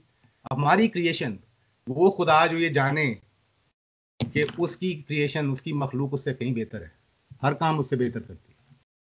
क्या ही फारग खुदा है. इस तरह का खुदा है हम इंसान जिसने मशीनें बनाई. यानी smartphones and dumb people, smarter phones and dumber people, and there may be a correlation between them. बाकी शाह साहब आपको तफसील बता सकते हैं कि अब हेरिटेज पे कोई टिप्स दें और कुछ आप. तो मुझे अगर इजाज़त दें छुट्टी कहने को सुनने को तो मेरा ख्याल नहीं है. थोड़ा सा मुझे गुस्सा भी आया, अब जाके कोई सिगरेट फूकते हैं, खून फूकते हैं जाके कुछ है. सवाल जवाब हो चुका है? नहीं. तो सवाल ले ले. अभी जी बताएं. 10 मिनट है. पूछे. अभी टाइम है. हसनैन या कोई भी ऑनलाइन पूछना चाहे. ये हसनैन ने पहले भी एक सवाल किया था चार्ट में. अब दोबारा से कर रहे हैं, वही लिख रहे हैं. और भी ऑनलाइन जो है वो कुछ पूछना चाहें तो. वो आपने पढ़ दिया जो लिखा? वो उस वक्त के लिए था, काफी पहले का था.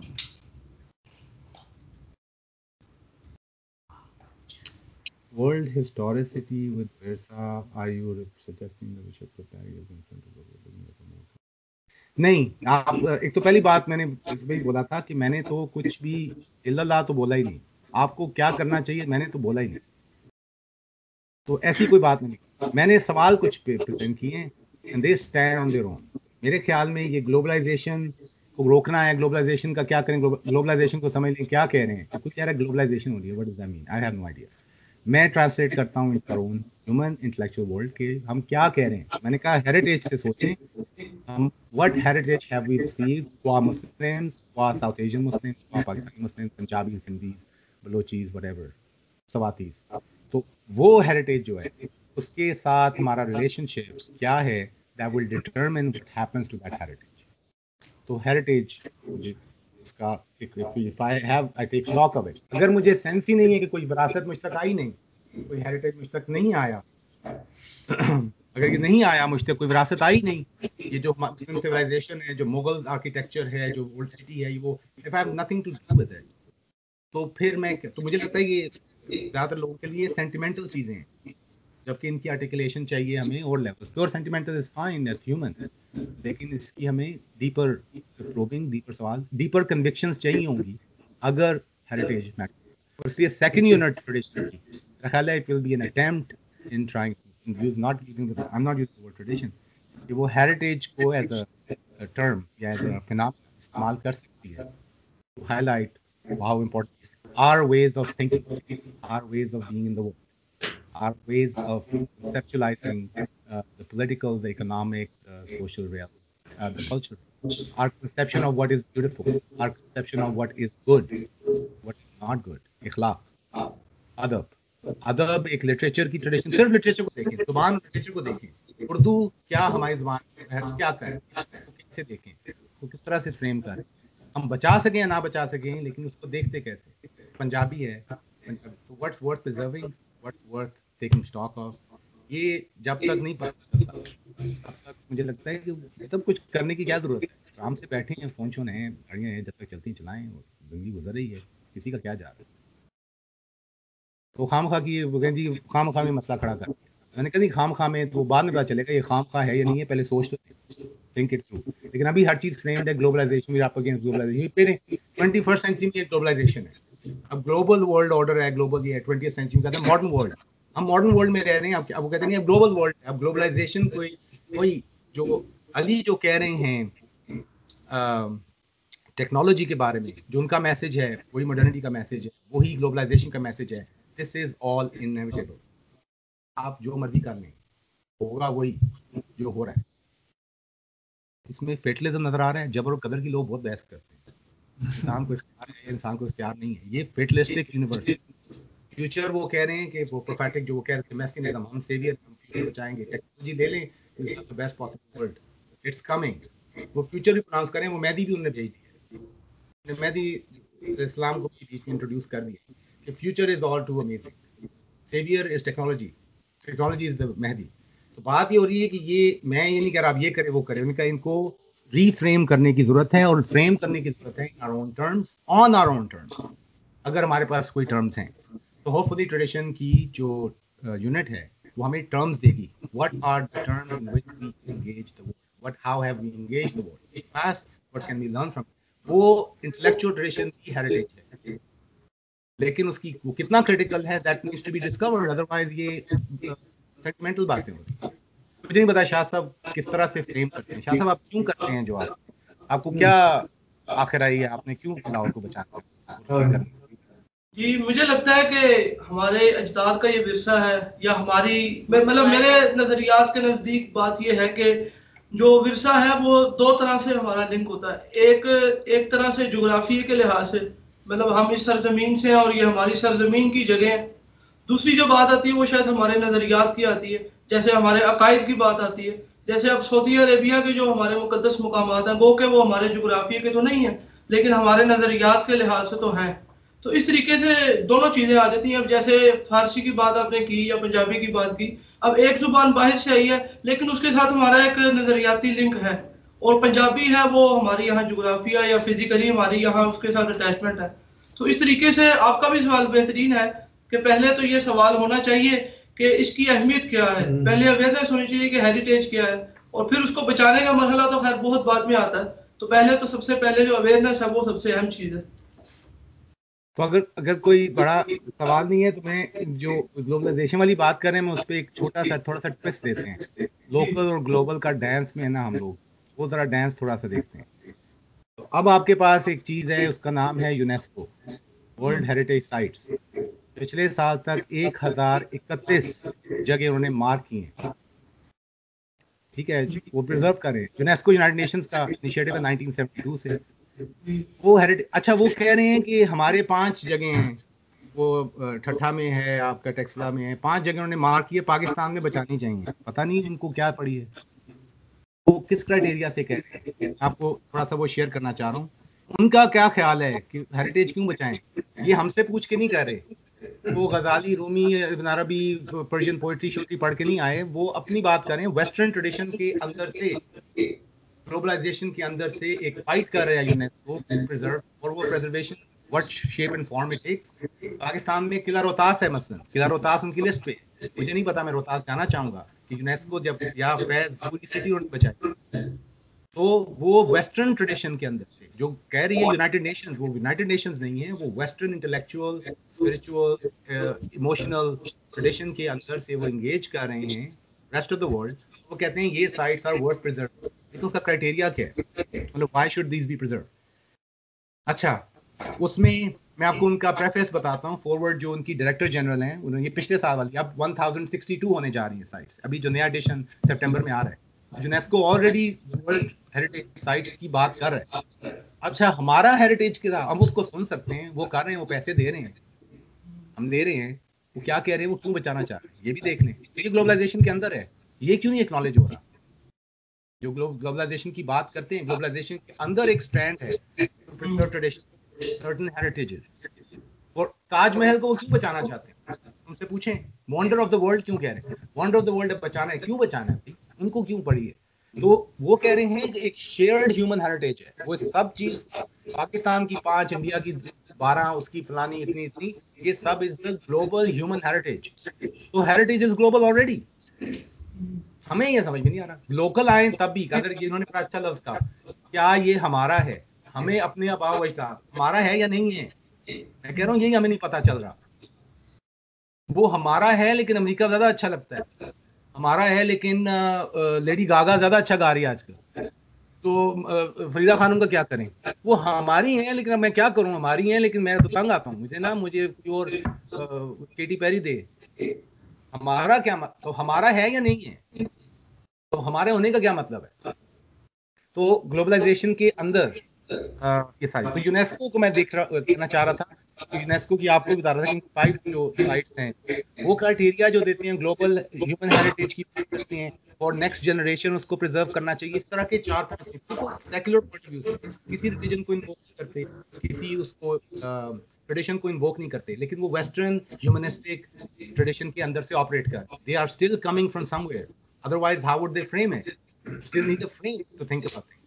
हम ये कह रहे हैं कि जब ट्रेडिशन की यूनिट आएगी तो फिर आपको एक फ्रेमवर्क इंशाल्लाह मिलेगा, अगर अच्छा रहेगा तो उस फ्रेमवर्क से आप you can start navigating Muslim Islamic responses, क्या as Pakistani what these things mean on our own terms rather than UNESCO's terms or on American। America जब इंटरेस्टेड हो जाता है, जब वेस्ट इंटरेस्टेड होता है हमारे जिस चीज में वो इंटरेस्टेड हुआ है, चाचू नुसरत फतेह अली खान साहब में जब वो इंटरेस्टेड हुए तो हमारे एक्सप्लोजन हो गया उनका, पहले उनका इंटरेस्ट होना जरूरी है। In a sense वो inferiority complex दिखा रहे हैं, we're not standing on the own ground, हमारी अपनी सियासत नहीं है। मेरा ख्याल है कि जो आपकी बात है, इसका मतलब एक मिसाल यूँ दी जा सकती है कि अगर हम देखते हैं कि किसी के पास कोई कीमती चीज हो और वो उसको उस तरीके से केयर ना कर रहा हो, तो हमारा ये पहला तो चांस होता है कि वो चीज किसी से छीन ली जाए। लेकिन जब हम छीन नहीं सकते तो कम से कम ये चाहते हैं कि अगर वो उसके पास ही रहे लेकिन वो उसको अच्छी हालत में रखे। तो सिमिलर शायद यही है कि जो यूनेस्को चाहता है, वो यही चाहता है कि ये जो हेरिटेज साइट्स हैं या इसकी आर्किटेक्चर बहुत अच्छी है, वो ले तो नहीं सकते, लेकिन वो कहते हैं कि रहे इनके पास ही, लेकिन इसको हम प्रिजर्व कर दें या इसको हम बचा सकें। और ये अब लास्ट पॉइंट है, बिल्कुल लास्ट पॉइंट है। मेरी कल परसों एक मेरे कॉलेज में कॉन्फ्रेंस से अभी आया हूँ 2 दिन पहले, कॉन्फ्रेंस पे मेरी एक 2-4 कॉलीग्स के साथ डिबेट हो रही थी। उनका कहना था कि British museum, one of the biggest repositories of world things, वो कह रहे थे कि उनको वापस करनी चाहिए चीजें। ये सब इंपीरियलिज्म, कॉलोनियलिज्म के जरिए उन्हें कब्जा, टीपू सुल्तान की तलवार वहाँ बड़ी, मैं गया हुआ हूँ म्यूजियम में, 1000 चीजें मुसलमानों की, टीपू सुल्तान की तलवार वहाँ पे क्या कर रही है। तो सादा सवाल है, 2 साल का बच्चा पूछ सकता है, हम नहीं पूछते। उन्होंने कहा जी वो वापस नहीं करनी चाहिए। मैंने कहा जी वापस करेंगे तो होगा क्या, किसको वापस करें? अनलेस मुझे बताएं कि शाह साहब एक ने फौज खड़ी कर ली है और शाह साहब के पीछे स्टेट लग गई है, स्टेट इमरान खान साहब ने कुछ सैंक्शन कर, उन्होंने कहा जी हम अपना हेरिटेज को और रिकॉग्नाइज करें, हमें उन्होंने कम से कम बचा के रखा हुआ है। अब कोई बंदा निकल आए तो कहीं भी किसी को क्लेम भी कर लेंगे, लेकिन हम तैयार भी, हमें पता भी है उसका करना क्या है। तो तलवार बच्चा लेके वो उसने कहा, वो जिस तरह रोज सुबह नाश्ते में बच्चे आजकल वीडियो गेम्स पे 400-500 बच्चे लोग कत्ल करते हैं, शॉट करके ना वो वीडियो गेम खेलते हैं। 400 बंदे मारे, वो मिशन पे गए वीडियो गेम में, 400 बंदे मार के फिर वो नाश्ता करते हैं, फिर रात को सोने से पहले फिर 200-400 को वो, जब तक वो नए क्षत्रिय आए हैं, स्क्रीनों पे किलिंग्स होती हैं, नोबडी केयर्स। ये टेक्नोलॉजी तो न्यूट्रल है, वो सबको कत्ल गारत हो रही है, it doesn't affect their consciousness। तो जब बच्चे वहां पे निकलते हैं और 18 साल के 20 साल के, तो ये स्कूल शूटिंग्स होती हैं, तो they're all shocked कि ये कहां से आया, रैंडमली जाके बंदूक लेकर उसने 20-25 बंदे मार दिए, उसको समझ नहीं आया ये कहां से आया, वो जी साइकोपैथ हो, नॉर्मल नहीं हो सकता। मैंने कहा रोजाना सुबह सारे बच्चे मारते हैं 400, आप ये पूछें और क्यों नहीं मार रहे, सबको निकलना चाहिए। ये तानिया का एक सवाल है, दुबई से ऑनलाइन है। तानिया आप सवाल कर लें। जी सामने मेरा सवाल है, एक ये जो सेशन था मेरे लिए बहुत ही ज़्यादा फैसिनेटिंग था, स्पेशली बिकॉज जो काम मैं करती हूँ, एक थिएटर ग्रुप चलाते हैं जिसमें हमारा फोकस जो है वो साउथ एशिया की ज़ुबानें और अदब को थिएटर के through we trying to preserve it, promote it, celebrate it. और हमारा ज़रूरी इसलिए समझा था ये करना क्योंकि आइडेंटिटी को लेके बहुत सारे सवाल थे and it just felt like we were losing a sense of pride with this.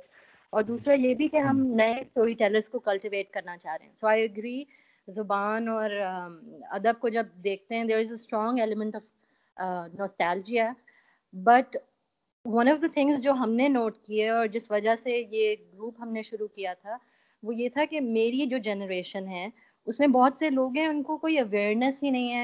You grow up reading Shakespeare for example और वेस्टर्न लिटरेचर, आपको पता ही नहीं है कि गालिब ने क्या काम किया है या मीर तकी मीर ने क्या किया है या दूसरे किसी और ने क्या किया है। हर चीज़ पे Shakespeare is your benchmark.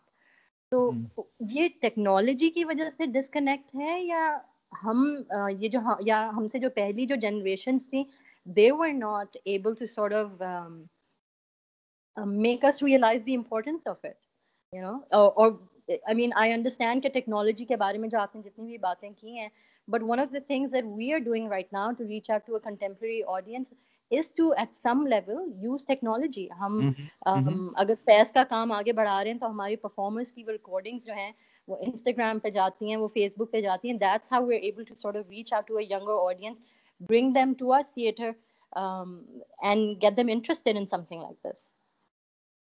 Thank you. ये मेरी आपकी स्काइप से ही तो बात हो रही है, तो अभी मैं कहूँ कि टेक्नोलॉजी को इस्तेमाल करना, मैंने ऐसी पोजीशन नहीं ली, इसलिए मेरा एम्फेसिस ये है। और पहली बात ये कि टेक्नोलॉजी पे सारा ब्लेम नहीं है, ये मॉडर्निटी का नेक्स्ट फेज़ है जिसमें technological revolution is gone to another level, और इसके बाद एआई के बाद नेक्स्ट लेवल, इलॉन मस्क के बाद आप दूसरे प्लेनेट पे भी पहुंच सकते हैं, वो कुछ जाएंगे इनके पास, वो यू बेनिफिट फ्रॉम दैट। अमीर लोग मरकरी में बचेंगे जब when the earth will burn down. तो ये अगर फ्यूचर प्रोडिक्शन सारी ठीक है तो वो कुछ ट्रम्प और फैमिली निकल जाएंगे और उनके साथ के कुछ 4-5 लोग। तो ये नेक्स्ट फेजेस हैं। तो ये समझे कि लेट मॉडर्निटी है, पोस्ट मॉडर्निटी, जो मर्जी इसको कहते रहें, बात ये है कि ये टेक्नोलॉजी एक विंग है modern ways of thinking and being and culture, जिसको रिकग्नाइज करना ज़रूरी है, थॉट को भी रिकग्नाइज करना ज़रूरी है, उसकी रिलीजियस। तो जो सारी यूनिट्स हैं they all stand, they are different dimensions of modernity, how they come together सिर्फ एनालिसिस भी कर सकते हैं, लेकिन हमें एक लेवल पे अपने लिए ट्रांसलेट करना पड़ेगा कि व्हाट डज दैट मीन। मैं टेक्नोलॉजी, मेरी अब वेबसाइट है फॉर दैट मैटर, मैं उसको क्रिएट कर रहा हूँ फॉर सर्टन पर्पसेस। मैंने कहा उसको मैं यूज़ कर रहा हूँ, इंटेंशनैलिटी, उसका पर्पस क्या है, हस्तोनी being a traditional institute for traditional studies is using it, तो कैसे यूज़ कर रहे हैं, क्या कर रहे हैं, तो वो दोज क्वेश्चंस रिमेन। दूसरी बात, मैं आपको ये खुशी भी हुई कि आप ये करेंगे, जो एक इसकी वजह से आपने एक पॉइंट जो रेज किया है, पिछले 40-50 साल में ये मैं अभी एक क्लास पढ़ा के बैठा हूँ, उसका नाम है नॉस्टैल्जिक इस्लाम, जिसमें पहले वही स्टॉक टेकिंग होती है कि ट्रेडिशन क्या थी, वर्ल्ड, इस्लामिक वर्ल्ड क्या था, एक सेंस उसकी लेके उसके बाद फिर हम मूव करते हैं टू कंटेम्प्रेरी टाइम्स, जिसमें ये सवाल है कि Muslims, there are various movements, thinkers, places where Muslims are nostalgic for a certain past in the background and for some reason and why. मसलन Al-Andalus, Andalusian music has been revived, Andalusian art, architecture, उसके interest, Andalus, हमारे यहाँ इकबाल ने नज़म लिखी थी मस्जिद कुर्तबा, उसको जाके पढ़े, तो एक नॉस्टैल्जिया है for a certain past. Ottoman, आप देख रहे हैं वो पता नहीं मेरे सुल्तान के तेरा सुल्तान, इस तरह की जो वो ड्रामे आ रहे हैं, वो नॉस्टैल्जिया है फॉर मिडीवल ऑटोमन वर्ल्ड। ठीक है, नॉस्टैल्जिया और हेरिटेज मुस्लिम दुनिया में हसन फाती ने ये तैमूर साहब जो काम कर रहे हैं ट्रेडिशनल आर्किटेक्चर को बचाने की कोशिश है। तो बहुत सारी मूवमेंट्स, एक मूवमेंट है ऑटोमन क्लासिकल म्यूजिक को रिवाइव करने की, एक किताब अभी आई है मेलनकोलिक मेलोडीज। एक खातून है किश्वर रिजवी, उन्होंने किश्वर रिजवी मेरे का नाम है, उनकी किताब आई है जो मॉस्क्स बिल्ड की जा रही हैं cross gulf and cross Muslim world, even in America, जो कि मॉडल्ड हैं ट्रेडिशनल ममलूक आर्किटेक्चर या ऑटोमन आर्किटेक्चर। या एक मूवमेंट चल रही है कि ट्रेडिशनल आर्किटेक्चर की फॉर्म्स के अंदर से तो कैसी कई कल्चरल मूवमेंट्स हैं, इंक्लूडिंग शाह साहब जो बैठे हुए हैं। तो सिर्फ ये नहीं कहा, तो ये चल रहा है और ये अच्छी चीज़ है, और उसके लिए हर किसी को एक लेवल पे देखना पड़ेगा हमें। अगर ये चीज़ें समझ आए, सारी चीज़ है कि माइंडफुली ये बातें, माइंडफुली चलने की ज़रूरत है। And we have to be good observant of what's happening to us and what needs to happen. और फिर चॉइसेस हमेशा लिमिटेड रही है इंसान की, कभी भी एब्सोल्यूट फ्रीडम इंसान को ना हुआ है ना हो सकता है। तो लिमिटेड फ्रीडम है, उस लिमिटेड फ्रीडम के अंदर क्या हो सकता है, तो वो प्रैक्टिकल मैटर्स हैं। लेकिन थेरी भी, विजन भी चाहिए होता है, और फिर प्रैक्टिस में हर्डल्स को ओवरकम करने। तो इनिशिएटिव्स ऐसे लिटरेरी, इंटेलेक्चुअल, आर्किटेक्चरल, बहुत सारी मिथ्स, एपिक्स, पुराना लिटरेचर, उसको रिवाइव करें। तो बेशुमार ऐसी मूवमेंट्स इस्लामिक वर्ल्ड में चल रही हैं। और मैं ये समझता हूँ हस्तो नीस जो है, that is what it is actually, it's a response to Muslim heritage.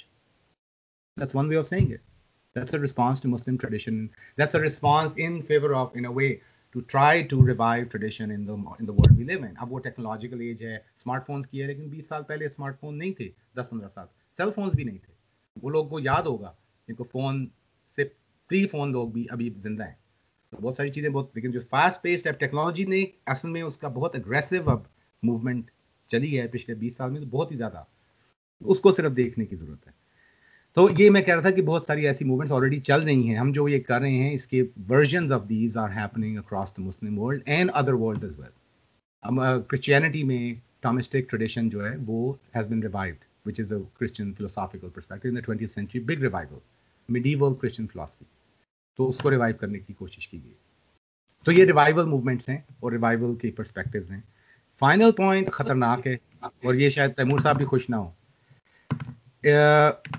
Final point ये है कि जहां हम अब आ चुके हैं, given where we have arrived now, जो वेस्टर्न ट्रेडिशन है वो भी हमारे हेरिटेज का हिस्सा हो गया इन सर्टन वेज। उससे भी हमें क्लैरिफाई करना पड़ेगा। आप शेक्सपियर का वेस्ट देख रहे हैं, तो शेक्सपियर है, या बाख और बेथोवेन और जो उनके क्लासिकल म्यूजिशियन, बड़े जो अच्छे म्यूजिशियंस, यानी वो क्वेश्चन की चैंट है, ग्रेगोरियन चैंट, उस तरह की म्यूजिक की ट्रेडिशन है, या रैप, हिप हॉप और ये जो चल रहा है। क्योंकि वेस्ट के अपने अंदर एक डिवाइड है। एक वो है जो क्लासिसिस्ट हैं, वो लोग जो पुराने कल्चर को, पुरानी तहजीब को, इंग्लिश के वेस्टर्न ट्रेडिशन, जो एंग्लो सैक्सन ट्रेडिशन के अंदर हैं हम, क्योंकि हम उनसे कॉलोनाइज हुए थे।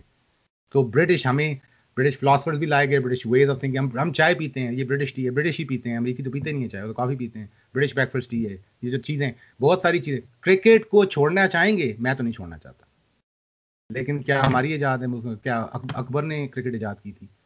तो क्रिकेट अगर खेलेंगे तो गुल्ली डंडा भी खेले और क्रिकेट भी खेल रहे हैं, तो क्रिकेट खेल रहे हैं तो कोई अच्छी चीज़ हो सकता है, अच्छी ना हो, लेकिन certain things we almost have to be again mindful कि ये जो हमें इनके वेस्ट से या ब्रिटिश एंग्लो सैक्सन वर्ल्ड से और अमेरिकन ट्रेडिशन के आप अंदर है, तो उसमें पॉसिबल है कि उसकी अच्छे एस्पेक्ट्स को, उसकी अच्छी थॉट, उसके अच्छे थिंकर्स, उसकी अच्छी Neil Postman is American, he could be part of our tradition because he is in sync with it. ऐसा मिडिवल टाइम में भी हुआ था, लेकिन उसमें बहुत क्रिटिकल डिस्टिंक्शंस की और रिगरस एटीट्यूड की जरूरत है कि इसके साथ आप स्ट्रेट फॉरवर्ड सिर्फ ऑपोजिशनल नहीं, क्रिएटिव एंगेजमेंट, अंडरस्टैंडिंग के साथ उसको सामने रख के आप इसको भी इंकॉर्पोरेट कर सकते हैं, because that's our new reality.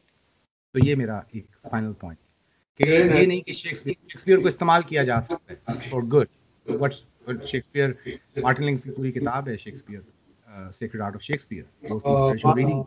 Martin links Shakespeare का प्ले भी कराते थे इजिप्शियन लड़कों से। ठीक है जी, चलिए अल्हम्दुलिल्लाह, बहुत खूब, ठीक है। Thank you very much. Thank you. खुदा हाफिज़।